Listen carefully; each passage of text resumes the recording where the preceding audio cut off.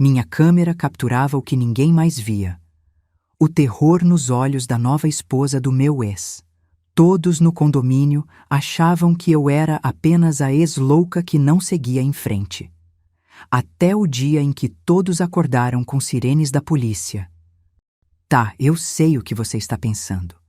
Ex-mulher escondida atrás de um arbusto, câmera profissional apontada para a família feliz do ex-marido, cara de psicopata e provavelmente um álbum inteiro de fotos rasgadas e cobertas de vinho tinto em casa.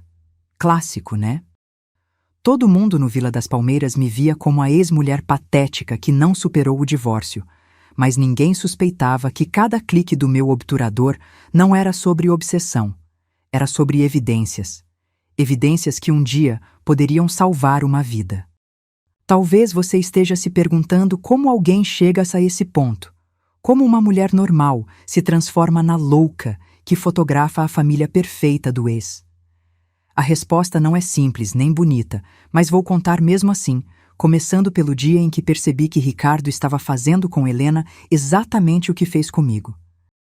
Ajustei a lente da minha Canon com cuidado, escondida atrás da buganvília da minha sacada. Não era o ângulo ideal, mas dava para ver Ricardo no playground com o bebê e Helena. Ele sorria para a vizinha do 302, todo charmoso e paterno. 10 segundos depois, quando a mulher se afastou, o rosto dele transformou-se completamente ao se virar para Helena. Esse macacão ridículo de novo? Já falei que o azul combina mais com ele. Helena abaixou os olhos. Clique. Stalker, obsessiva, ex-problemática. Sei todos os apelidos que me dão no condomínio Vila das Palmeiras. Se ao menos soubessem que cada foto, cada registro meticuloso que faço há 3 meses tem um propósito maior que vingança. Ironicamente, foi o próprio Ricardo quem me deu minha primeira câmera profissional, bem no início, quando ele ainda precisava me impressionar. Seu olhar é único, Sofia, ele dizia. E realmente é. Agora consigo enxergar o que ninguém mais vê. Baixei a câmera quando meu celular vibrou. Era uma mensagem da síndica. Reunião extraordinária de condomínio. Amanhã, 19 horas. Presença obrigatória. Pauta. Comportamento inadequado de moradores. Revirei os olhos. Sutileza nunca foi o forte da dona Márcia. Eu sabia exatamente o que me esperava naquela reunião, mas também sabia que não podia parar agora. Não quando as fotos começavam a contar uma história tão clara. Não quando eu via a Helena repetindo, gesto por gesto, o que vivi por 5 anos.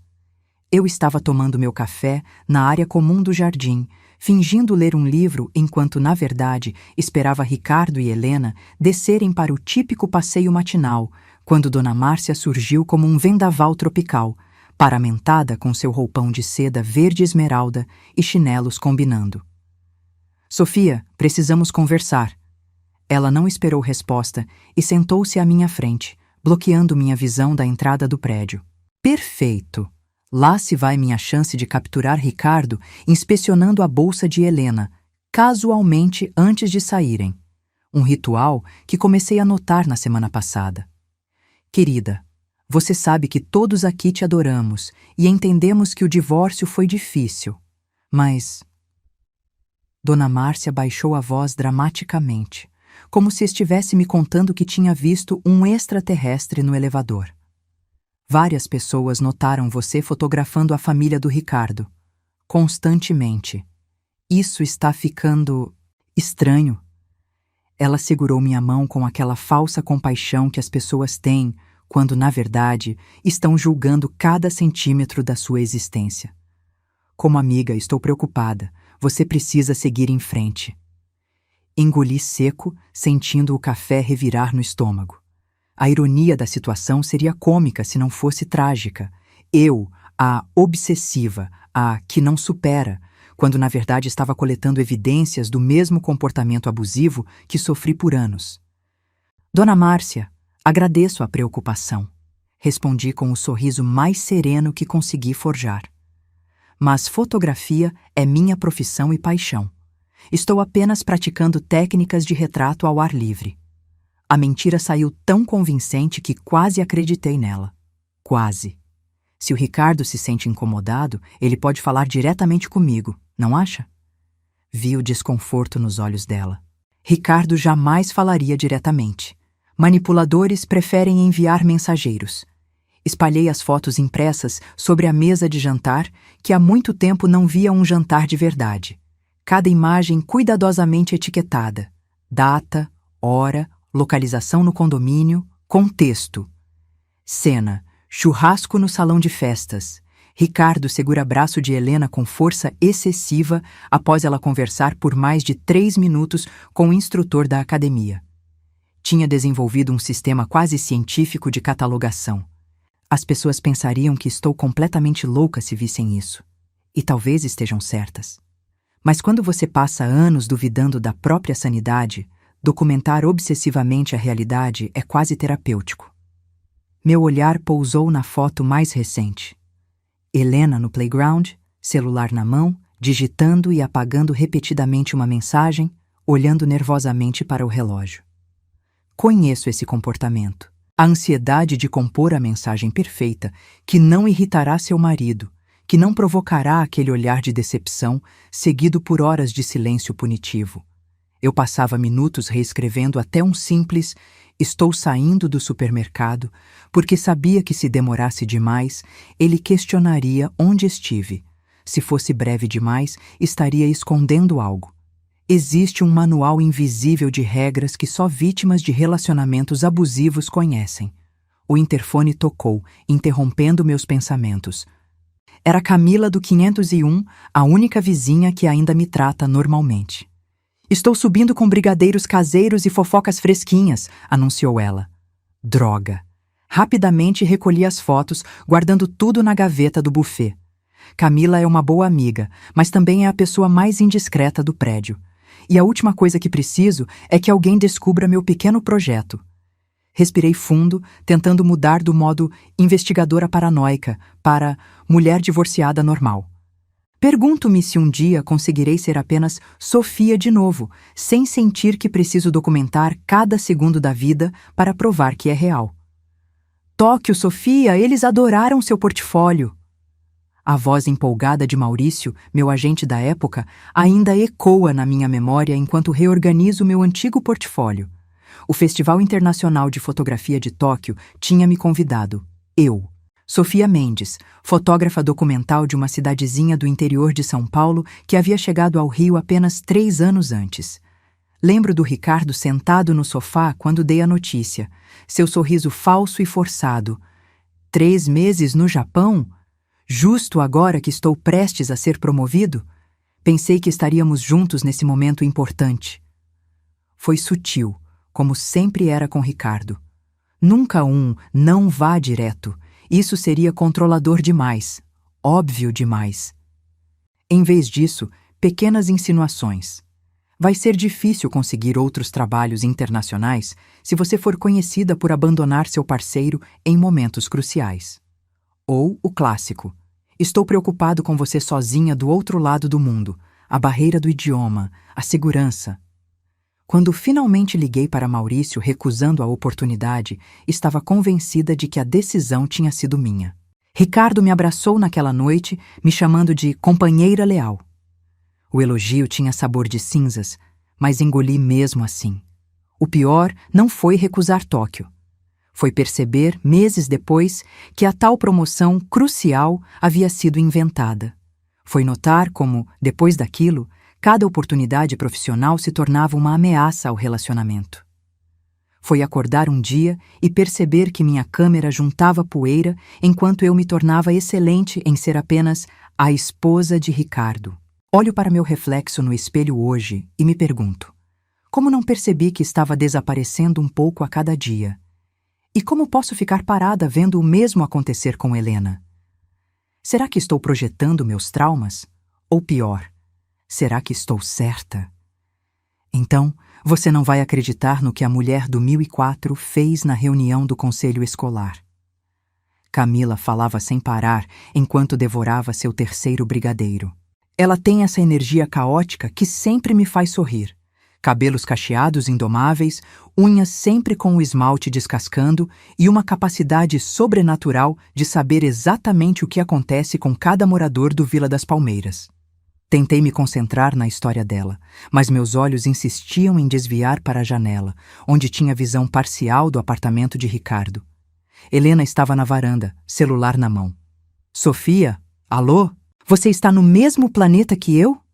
Camila estalou os dedos na minha frente. Desculpa, murmurei. Noite mal dormida. A verdade era muito mais complicada para compartilhar, mesmo com Camila. Como explicar que estava observando Helena fazer exatamente o que eu fazia? Redigir uma mensagem, apagar, tentar de novo, olhar nervosamente ao redor para ver se Ricardo estava por perto. O ritual da mulher que mede cada palavra por medo da reação que provocará. Você ainda não superou ele, né? Camila perguntou com aquela franqueza brutal que só amigos verdadeiros podem ter. Não é isso, respondi automaticamente, embora nem eu soubesse exatamente o que isso era. Obsessão? Justiça? Trauma não resolvido? Virei-me para encarar Camila, tentando mudar de assunto. Me conta mais sobre o escândalo do bolo na reunião escolar. Enquanto ela retomava animadamente a narrativa, pensei em como seria libertador contar tudo. As fotos, os padrões que identificava, meu medo crescente por Helena. Mas então lembrei como as pessoas me olhavam durante o divórcio, quando tentei explicar que Ricardo não era quem todos pensavam. Coitadinha, tão perturbada, diziam. Ele parece tão equilibrado lidando com tudo isso? E eu parecia apenas a ex-mulher amarga e louca. Sofia, amor, você precisa de ajuda profissional. A voz de Ricardo soava preocupada, seus olhos marejados para efeito dramático, enquanto segurava minha mão na frente dos nossos amigos reunidos para um jantar em nosso apartamento. Meu crime? Questionar porque ele havia esquecido de mencionar que almoçou com sua ex-colega de faculdade. 30 segundos antes, na cozinha, ele havia sussurrado com raiva que eu era patética e controladora. Agora, na frente de todos, era um marido preocupado, paciente com a esposa emocionalmente instável. Lembro do silêncio constrangedor, dos olhares de pena. Aquele jantar foi 5 meses antes do fim. Abri a gaveta da mesa de cabeceira, onde guardo o diário que mantive nos últimos 6 meses do meu casamento. Não era um diário normal, era uma documentação. Datas, eventos, o que foi dito em particular versus o que foi dito em público. Pequenos incidentes que, isolados, pareciam insignificantes, mas juntos formavam um padrão perturbador. Eu chamei na época de âncoras de realidade. Provas concretas para os momentos em que Ricardo me fazia duvidar da minha própria memória e percepção. Você entendeu errado. Nunca disse isso. Você está exagerando de novo. Folheei as páginas, sentindo aquele frio familiar no estômago. Havia um padrão nas anotações. Quanto mais sucesso eu tinha profissionalmente, mais intensos eram os episódios de manipulação. A grande exposição na Galeria Solar, que coincidiu com a emergência familiar fabricada que me impediu de comparecer. O workshop que ministrei onde Ricardo apareceu, de surpresa, e monopolizou a conversa com os participantes. A entrevista para a revista, onde ele insistiu em ficar na sala e depois criticou cada resposta minha por horas. Ele não queria uma esposa, queria uma sombra, um acessório, uma validação constante de seu próprio ego. E agora, observando Helena do outro lado da rua, via os mesmos sinais. O encolhimento gradual de alguém sendo lentamente apagada. Acordei decidida a reconectar com minha fotografia por motivos que fossem além de documentar Ricardo e Helena. O Parque Lage, com sua arquitetura histórica e natureza exuberante, sempre foi meu refúgio no Rio. Arrumei meu equipamento como quem se prepara para um encontro com um velho amor. Enquadrando a mansão contra o pano de fundo do Cristo Redentor, senti algo que não experimentava há meses. Puro prazer criativo. Sem agenda, sem medo, apenas o jogo de luz e sombra, o momento perfeito capturado no tempo. Por 3 horas, fui apenas Sofia, a fotógrafa, não a ex-mulher, não a vigilante, não a louca do 502.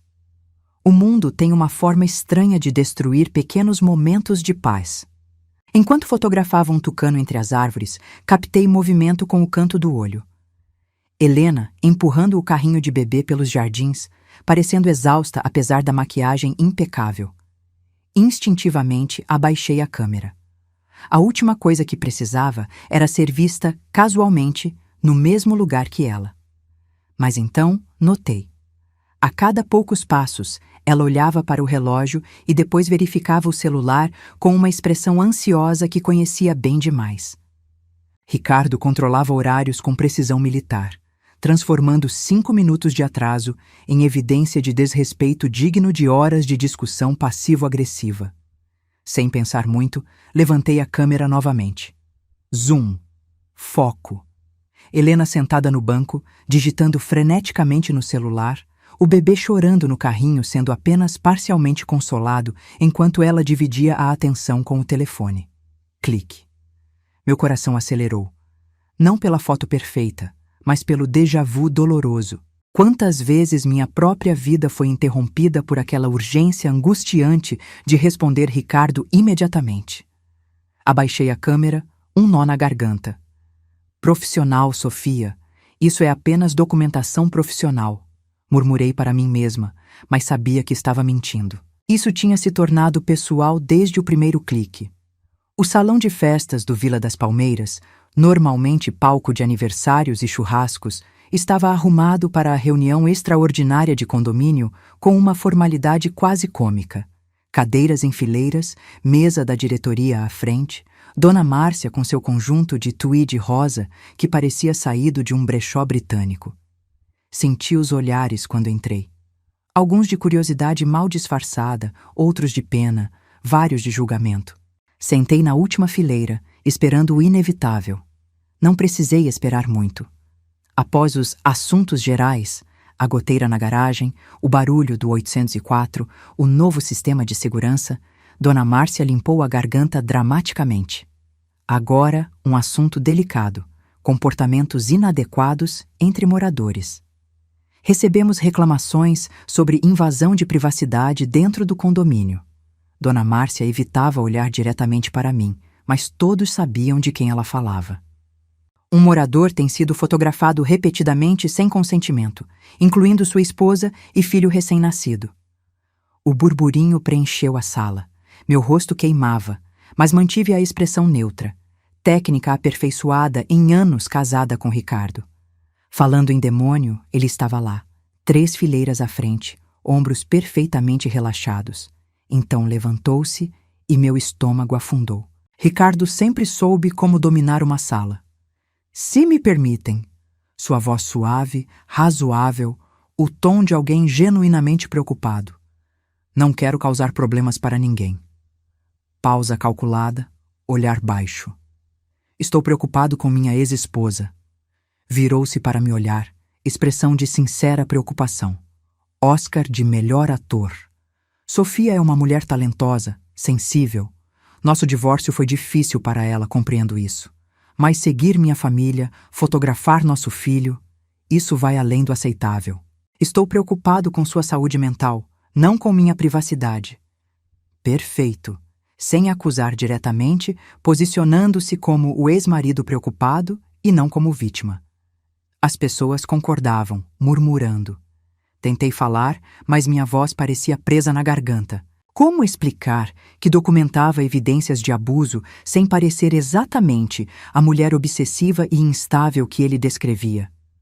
Por unanimidade, o conselho decidiu que Sofia Mendes fica temporariamente proibida de frequentar as áreas comuns quando a família Álvares estiver presente. Dona Márcia anunciou a sentença com a gravidade de uma juíza do Supremo. Senti todas as moléculas de ar abandonarem meus pulmões. Ricardo mantinha sua expressão de preocupação solidária, como um santo martirizado em uma pintura barroca. Engraçado como ninguém questionou a lógica disso. Como eu saberia quando eles estariam nas áreas comuns sem observá-los? Mas a lógica nunca foi o forte das multidões com tochas e forcados. Camila tentou me alcançar depois da reunião, mas saí rapidamente, cabeça baixa, sentindo o peso dos olhares. 3 lances de escada depois. Elevador? Nem pensar. Muito risco de encontros constrangedores. Estava segura no meu apartamento. Segura é uma palavra interessante. Meu ex-marido abusivo mora a menos de 100 metros. Acaba de me humilhar publicamente e está todos os dias repetindo seus padrões com outra mulher. Mas, hey, pelo menos tenho paredes ao meu redor e uma fechadura na porta. O pior não foi a humilhação. Foi perceber que Ricardo tinha, mais uma vez, manobrado tudo perfeitamente. Agora eu seria ainda mais a louca, a obsessiva, se tentasse alertar alguém sobre Helena. E como documentar o que estava acontecendo sem acesso às áreas comuns? Peguei minha Canon, encarando-a como uma velha cúmplice em um crime. Vamos ter que ser mais criativas, amiga. Nos próximos dias, transformei meu apartamento em um posto de observação improvisado. Comprei uma teleobjetiva mais potente. Modifiquei os horários para fotografar nas primeiras horas da manhã ou tarde da noite, quando o movimento era mínimo. Se Ricardo estava me empurrando para as sombras, usaria a escuridão a meu favor. Ele está falido, sabia? Camila soltou a bomba enquanto derrubava metade do vinho na minha mesa de centro. Era sexta à noite, 2 semanas depois do fatídico julgamento de Sofia. Camila apareceu com 2 garrafas de vinho barato, declarando que eu precisava de intervenção social urgente. Engasguei com meu gole. Quem está falido? Mas eu já sabia. Camila revirou os olhos. Ricardo, óbvio. Aquela startup que ele investiu todo o dinheiro? Falência total. Meu primo trabalha no mesmo setor e me contou. Ricardo está mantendo aparências, mas está afundado em dívidas até o pescoço. As peças do quebra-cabeça começaram a se encaixar. O controle obsessivo sobre Helena, mais intenso que o habitual. A discussão que fotografei na semana passada, quando ele pegou o celular dela para verificar uma compra. A súbita decisão de dispensar a babá, deixando Helena sobrecarregada com o bebê. Não era só o padrão abusivo usual, havia um desespero financeiro por trás. Isso explica muito, murmurei, mais para mim que para Camila. Ela inclinou a cabeça confusa. Explica o quê? Que ele é um idiota arrogante que não admite fracasso? Já sabíamos disso. Como explicar para Camila que o controle de Ricardo sobre as mulheres sempre aumentava quando ele se sentia ameaçado em outras áreas? Que a falência financeira seria sua criptonita, o empresário bem-sucedido revelado como fracassado? Que Helena estaria suportando o peso dessa insegurança todos os dias? Nada, respondi, enchendo novamente nossas taças. Só pensando em como as pessoas raramente são o que parecem. Camila lançou-me um olhar penetrante. Inclusive você, né? O que está realmente acontecendo, Sofia? Porque ninguém fica tão obcecada em fotografar o ex sem um motivo. Por um segundo, considerei contar tudo, mas lembrei como soaria.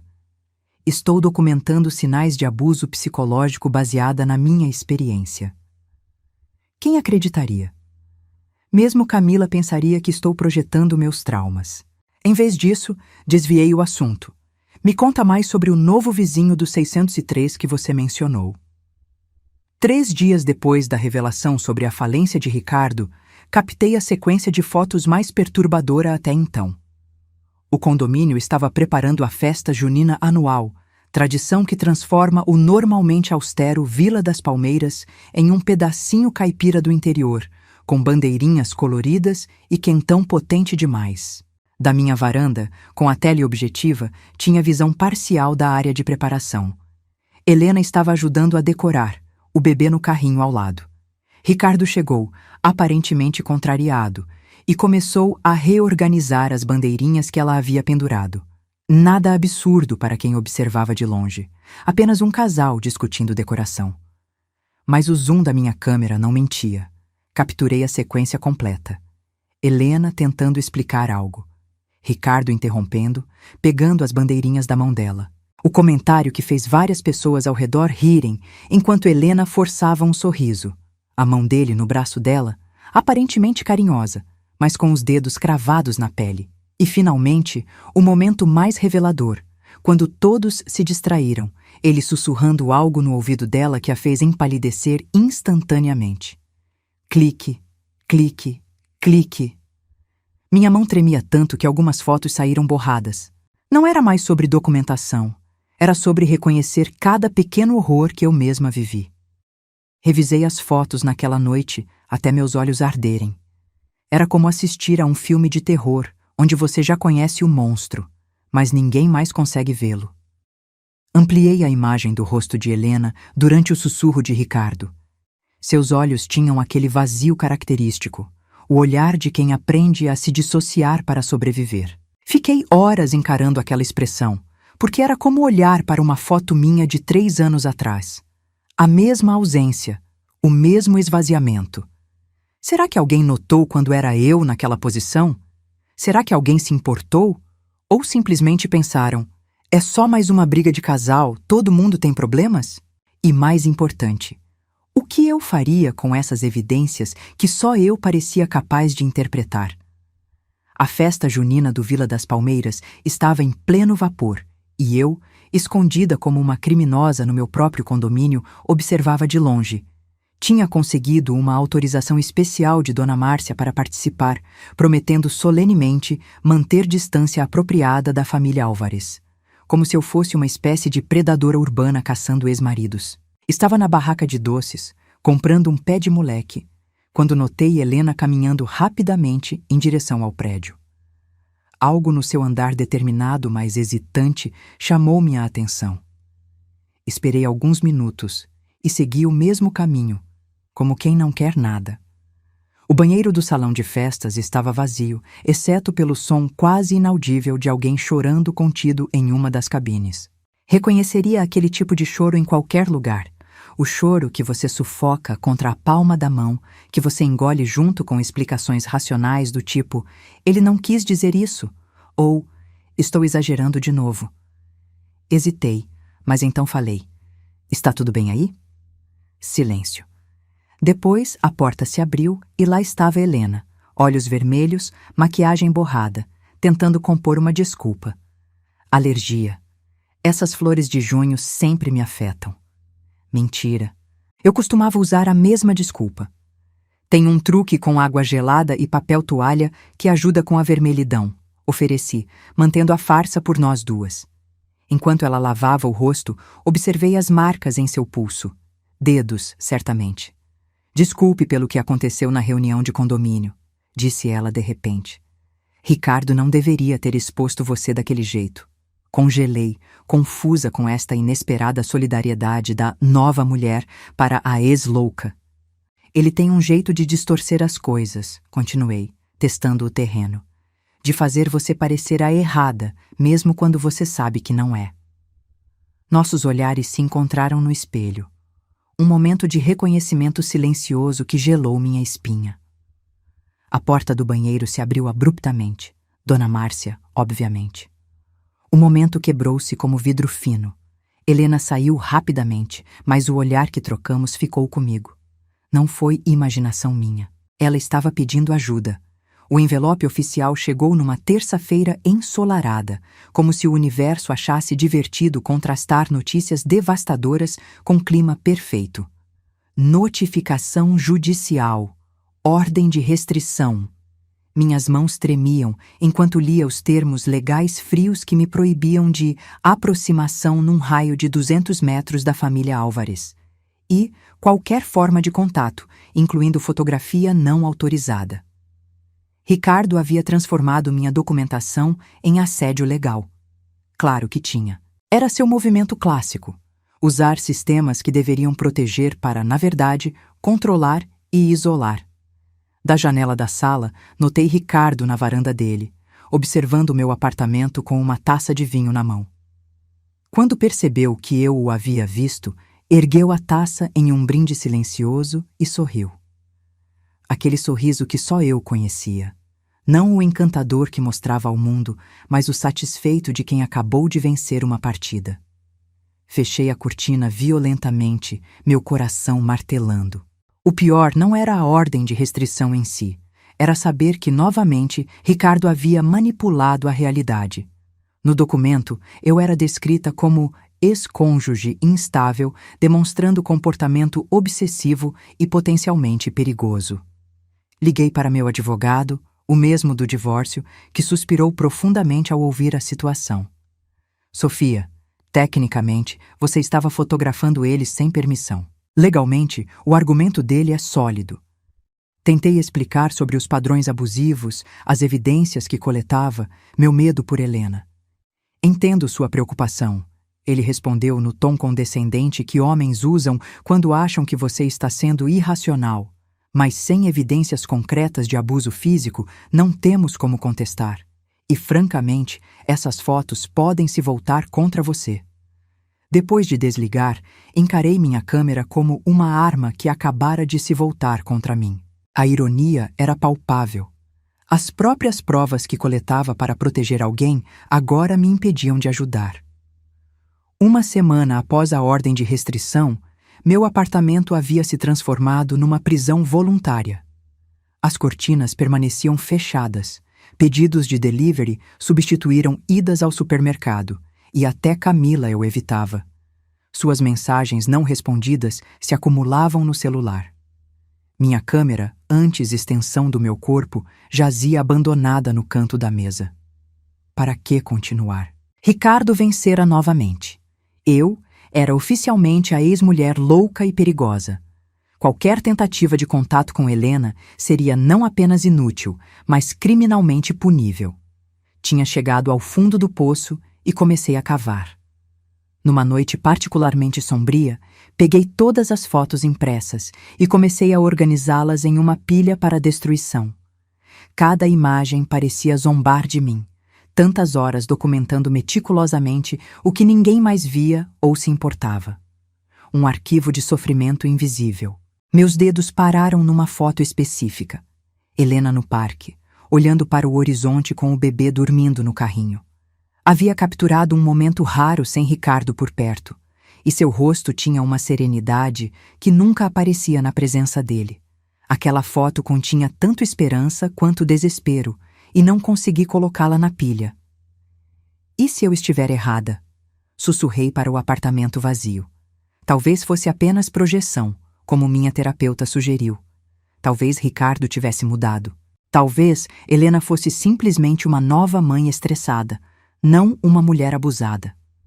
Talvez eu fosse realmente a obsessiva que todos pensavam. Ri amargamente. Esse questionamento constante da própria percepção era exatamente o legado que relacionamentos abusivos deixam.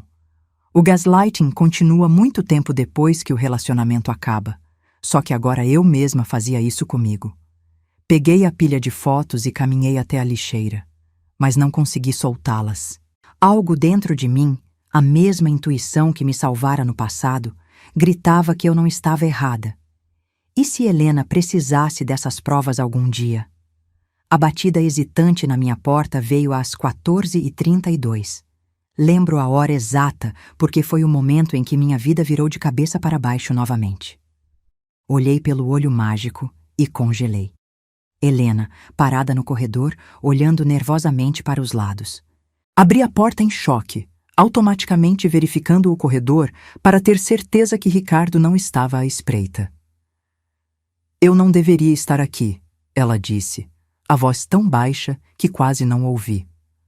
A ordem de restrição, tecnicamente, proíbe que eu me aproxime de você, não o contrário, respondi, tentando soar mais calma do que me sentia. Posso entrar? Tenho apenas alguns minutos. Ela sentou rigidamente na ponta do meu sofá, como um passarinho pronto para voar ao primeiro sinal de perigo. Vim pedir conselhos sobre fotografia, disse em voz normal, então baixou para um sussurro. Ele pode ter colocado gravadores no meu celular ou bolsa. Meu sangue gelou. Eu conhecia esse nível de paranoia porque já tinha vivido. O pior? Não era paranoia quando realmente acontecia. Quero registrar momentos do bebê crescendo, continuou ela no tom normal, enquanto discretamente afastava a manga da blusa, revelando marcas roxas no antebraço. Não eram marcas de dedos como suspeitei antes. Eram marcas de mãos inteiras. Posso te mostrar algumas técnicas básicas, respondi, entrando no jogo de fingimento enquanto processava o que estava vendo. Helena sorriu tensamente, então sussurrou. Encontrei seu diário. Ele guarda no escritório, junto com outras coisas das ex-namoradas. Como troféus. Náusea subiu pela minha garganta. Meu diário detalhado do abuso, minha âncora de realidade, transformado em algum tipo de prêmio doentio para Ricardo. Helena continuou, lágrimas silenciosas escorrendo. Está acontecendo comigo exatamente como aconteceu com você. Pensei que fosse especial, que com o bebê seria diferente, mas... Ela parou abruptamente quando ouvimos passos no corredor. Nossos olhares se encontraram em pânico puro. Se Ricardo a encontrasse aqui, as consequências seriam inimagináveis para nós duas. Rápido no banheiro, sussurrei puxando Helena pelo braço. Mal tínhamos fechado a porta quando a campainha tocou. Respirei fundo 3 vezes, técnica da minha terapeuta para ataques de pânico, e fui atender. Não era Ricardo, mas quase tão ruim. Dona Márcia, com sua expressão de quem acabou de chupar limão. Sofia, querida, tudo bem? Vi Helena entrando no seu prédio e fiquei preocupada, considerando... Você sabe. Ela esticou o pescoço, tentando espiar dentro do apartamento. Fantástico. A síndica abutre agora achava que eu estava violando ordens judiciais. Não vi Helena. Menti descaradamente, bloqueando a entrada com meu corpo. Estou trabalhando em um projeto fotográfico e não estou recebendo visitas. Dona Márcia não parecia convencida, seus olhinhos de contas brilhando com a perspectiva de um novo escândalo. Interessante, porque tenho certeza absoluta que a vi entrando neste bloco há uns 10 minutos. De qualquer forma, ela sorriu com falsa doçura. Só vim avisar que o Ricardo está procurando por ela. Parece que ela saiu para comprar fraldas e está demorando demais. Ele está bastante preocupado. Fechei a porta assim que consegui me livrar da síndica e corri para o banheiro. Helena estava sentada no chão, abraçando os joelhos, tremendo. Ele sabe, sussurrou. Sempre sabe. Disse que ia comprar fraldas, mas vim aqui. Agora está me procurando. Vi o terror em seus olhos, o mesmo que sentia quando desapontava Ricardo. Me ajuda, ela implorou, segurando meu braço com força surpreendente. Li no seu diário o que ele fez com você. Está fazendo o mesmo comigo, mas pior. Tenho bebê agora. Ameaça tirar o bebê de mim se eu não... Sua voz quebrou em soluços silenciosos. Naquele momento, todas as dúvidas que tive sobre minha obsessão evaporaram. Não era paranoia, não era projeção. Helena estava vivendo meu pesadelo com um novo capítulo ainda mais aterrorizante. Precisamos ser inteligentes sobre isso, expliquei a Helena 3 dias depois, enquanto nos encontrávamos acidentalmente na livraria do shopping, longe do condomínio. Desde nossa interrupção por Dona Márcia, tínhamos estabelecido formas seguras de comunicação. Notas deixadas em livros específicos na biblioteca comunitária. Encontros aparentemente casuais em lugares públicos. Eu sentia como se estivesse em um filme de espionagem, exceto que o perigo era real e o vilão morava a poucos metros do meu apartamento. Exposição fotográfica, disse finalmente. Vou montar uma no Centro Cultural, aparentemente sobre famílias do Vila das Palmeiras. Helena me olhou confusa, folheando um livro infantil como disfarce. Como uma exposição ajudaria? Sussurrou. Expliquei meu plano. Fotos aparentemente inocentes que contariam 2 histórias simultaneamente. A superficial, para o público geral, e a verdadeira, com padrões e sinais codificados que apenas outra vítima reconheceria. As pessoas veem o que esperam ver, expliquei. Verão famílias felizes, momentos do cotidiano. Você verá a documentação do controle, os padrões, as evidências que precisará quando decidir sair. Não disse a palavra fugir, mas pairava entre nós. E junto com a exposição, entregarei a você meu próprio diário fotográfico completo. Documentei tudo durante meu casamento, os incidentes, as manipulações, como ele distorcia a realidade. Helena hesitou, o medo visível em cada microexpressão. E se ele perceber? Se entender o que estamos fazendo? Era uma preocupação válida. Ricardo era muitas coisas, mas estúpido não era uma delas. Por isso será uma exposição pública. Ele não pode reagir sem se expor. Enquanto explicava os detalhes do plano, percebi que pela primeira vez em meses não estava documentando o abuso apenas por obsessão ou vingança. Estava criando uma saída, uma possibilidade. Uma escolha para Helena que eu nunca tive para mim mesma. O Centro Cultural Pequena Ipanema, que não fica em Ipanema e não tem nada de pequeno, estava surpreendentemente cheio para a abertura da minha exposição, Momentos Compartilhados, Famílias do Vila das Palmeiras. Minhas mãos suavam enquanto ajustava a última foto, uma aparentemente inocente de uma porta entreaberta com luz entrando. Para o público geral, era uma metáfora visual sobre possibilidades. Para Helena, era um mapa literal, a porta dos fundos do condomínio que nunca trancava direito, por onde ela poderia sair sem ser vista pelas câmeras de segurança. Uma abordagem fascinante da vida em condomínio, comentou o curador ao meu lado, admirando uma foto particularmente elogiada. Ricardo e Helena no jardim, ele segurando o braço dela. Para os observadores casuais, um casal apaixonado. Para olhos treinados, a tensão na postura dela, os dedos dele cravados com força demais, o sorriso falso. Organizei as imagens em sequência específica, contando uma história codificada de controle crescente, isolamento e medo. Entre elas, intercalei fotos de outras famílias do condomínio para disfarçar. Seu olhar captura nuances que a maioria não percebe, continuou o curador, se ele soubesse. O momento que temi e esperei chegou quando vi Ricardo e Helena entrarem no salão. Ele exalava confiança, cumprimentando conhecidos, mão possessivamente na cintura dela. Helena mantinha o sorriso plástico que eu conhecia tão bem, o que usamos em público para manter as aparências. Nossos olhares se encontraram brevemente e percebi.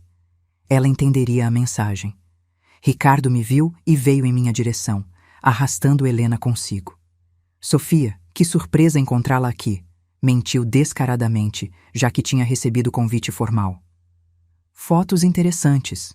Quase não reconheço alguns desses momentos. Seu tom era leve, mas os olhos transmitiam ameaça clara. Sorri de volta, igualmente falsa. Às vezes, só percebemos o que está acontecendo quando vemos de fora, não é mesmo?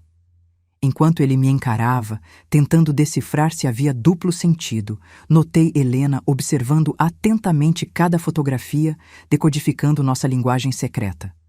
Uma semana se passou desde a exposição. 7 dias de silêncio absoluto. Nenhum sinal de Helena, nenhuma mensagem nos nossos pontos de comunicação secretos. Ricardo, por outro lado, parecia irritantemente normal. Ia trabalhar, voltava, passeava com o bebê no fim da tarde. Eu alternava entre preocupação desesperada e esperança cautelosa. Teria ela entendido as mensagens nas fotos? Teria recebido o pacote que deixei estrategicamente no banheiro feminino do Centro Cultural durante a exposição? Todas as fotos e evidências, junto com contatos de abrigos para vítimas de violência doméstica? Camila apareceu sem avisar numa quinta-feira, quando eu estava há quase 48 horas sem dormir direito. Você parece um zumbi, declarou, empurrando uma garrafa de vinho na minha mão. E o condomínio inteiro está comentando sobre suas fotos no Centro Cultural. Inclusive, ela abaixou a voz dramaticamente, embora estivéssemos sozinhas. Ricardo está furioso. Ouvi ele no elevador falando ao telefone que vai processar o centro por exibir imagens da família dele sem autorização. Gelei. Se Ricardo estava começando a conectar os pontos, Helena poderia estar em perigo. Na manhã seguinte, acordei com barulho de sirenes. Corri para a janela e vi uma viatura policial estacionada na entrada do condomínio.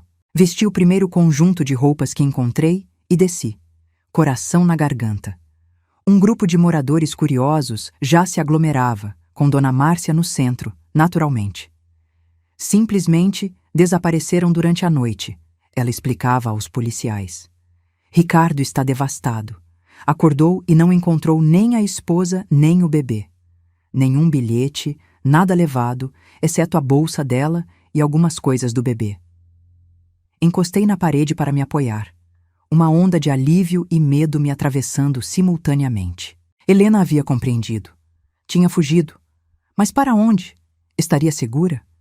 E o que aconteceria quando Ricardo, que agora saía do prédio com expressão de puro ódio, descobrisse meu envolvimento? Ricardo transformou o desaparecimento de Helena e o bebê em um espetáculo público. Entrevistas para jornais locais, cartazes de desaparecidos com fotos estrategicamente escolhidas para mostrar a família feliz, até mesmo uma página no Facebook chamada Ajude a Encontrar Helena e Miguel. Eu observava tudo à distância, mantendo silêncio absoluto. Não precisei fingir preocupação. Estava genuinamente aterrorizada pela possibilidade de que ele os encontrasse.